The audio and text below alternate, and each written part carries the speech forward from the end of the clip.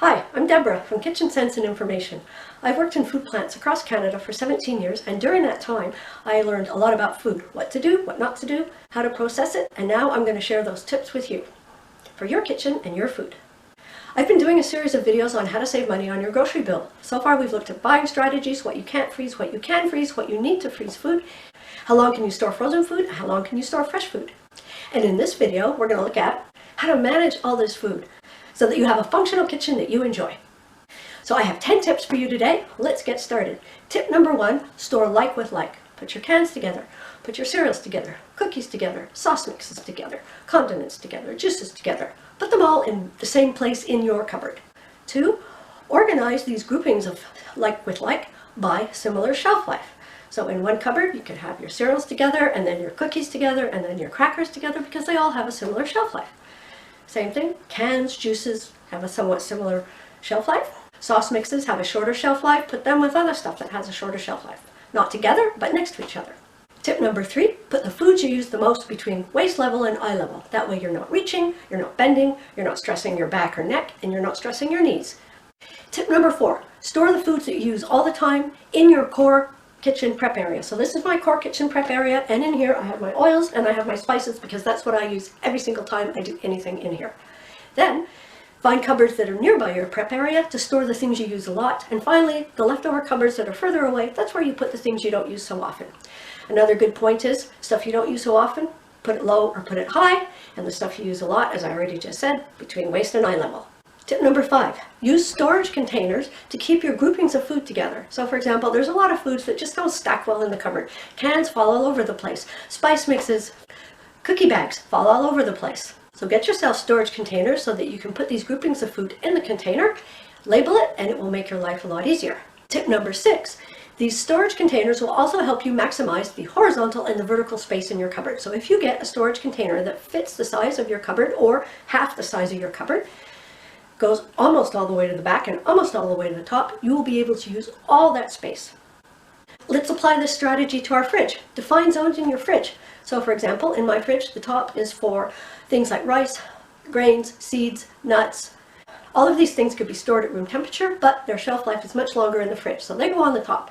Then in the middle on the left is my key shelf. That's where I put everything that has a short shelf life and that has to be cooked or eaten within a few days. So any food I'm thawing goes there, any soup or any meal I made that we're going to eat the next day, any leftovers, anything I've opened like a fresh salad, a fresh soup, hummus, any of those things, they go there. What's so critical about it? This should be at eye height. That way you can see right to the back and you will not forget what's there and you will eat it or cook it before it goes bad so you won't throw it out. That is the most important thing to do in your fridge, is designate one shelf for your short shelf life items, and it should be close to eye height. Then on the other side, I have my tall shelf for all my tall items. Underneath that, I have a place where I put all my bulky vegetables and eggs, and then I have my crisper drawers. And then we should do the same thing in the freezer. Define zones in your freezer. So on the right side, it's deep. That's where I put all the raw things I'm going to cook. On the left side, because the compressor is there, it makes a natural shelf. That's where I stack all my containers of cooked foods. And in the middle, I put all the bulky boxes and bags of frozen food. And on the top, I have 2 little shelves where I put light things like butter or cheese or spices. Tip number 8, put newer items in the front, older items in the back. Every time you go grocery shopping, pull out your containers, bring the foods forward, put the new stuff at the back. That way, you will never have food sitting at the back getting older and older and older while you keep putting new stuff in front, and then you will cut your waste. And that's one of the key reasons why I said it's very important to group your foods together, like with like, and similar shelf life. Because when you are coming back from the grocery store and you're putting your food away, having those 2 things taken care of will make it much easier for you to make sure that you put the same foods together and you put the new stuff at the back. Always put open foods in the front. That way you won't forget about them, you'll finish them off before you start another package. And tip number 10, always wrap your foods tightly or put them in airtight containers, because air transfer and odor transfer are 2 of the big problems with food that destroys their quality and possibly makes them not safe to eat. So by always doing that, you will preserve the quality of your food, and you will also prevent them from attracting pests into your home, which is something you don't want. Nobody wants bugs and mice. So those are the 10 tips. I've made a diagram which may help some of you who are more visual. So like with like is your first grouping, then similar shelf life is your second grouping, then foods you use the most. Those are your 3 key elements. Now, then you have foods you use less often, put them further away, or put them higher or put them lower. Foods you use the most, put them between waist and eye height. Open foods in the front and wrapped, older foods in the front, and newer foods in the back. And now we're going to talk about how you can implement all of this. I have a plan. Number one, look around your kitchen. Where are the cupboards really close to your prep area where you could store the key things that you use almost every time you cook?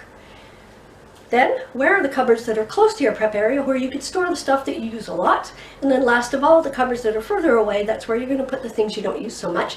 And you're going to try as much as possible to put the things you use the most, like I said, between waist and eye level. It's important to reduce the fatigue level in the kitchen, and if we increase the efficiency of how you use your kitchen, it will be more enjoyable for you. And if it helps you, make a map. Draw out your cupboards, draw out your kitchen layout, and write down in which cupboards what items you're going to put where. Last of all, start the reorganization, but tackle it systematically until it's done. And you may find after a month or two that you want to reorganize again.